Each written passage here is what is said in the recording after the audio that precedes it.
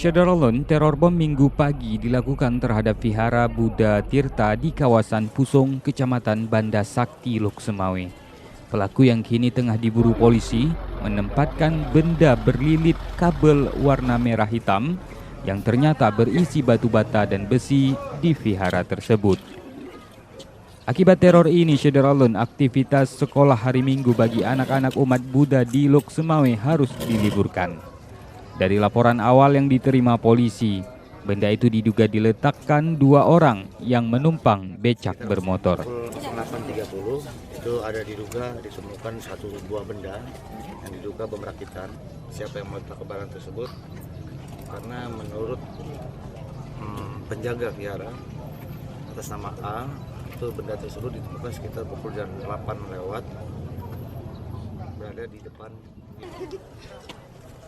Dari Lok Semawe, Saiful Bahri, Serambi On TV.